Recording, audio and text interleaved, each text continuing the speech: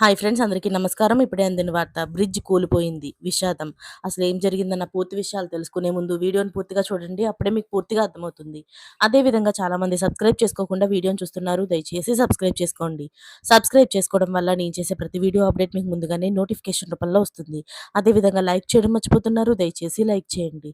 Like చేయడం వల్ల ఇటువంటి ఇంపార్టెంట్ ఇన్ఫర్మేషన్స్ చాలామందికి రీచ్ చేసిన వాళ్ళు అవుతాం. ఇక లేట్ చేయకుండా వీడియోలోకి వెళ్ళిపోదాం. నిర్మాణంలో ఉన్న ఓ బ్రిడ్జ్ కుప్పకూలిపోయింది.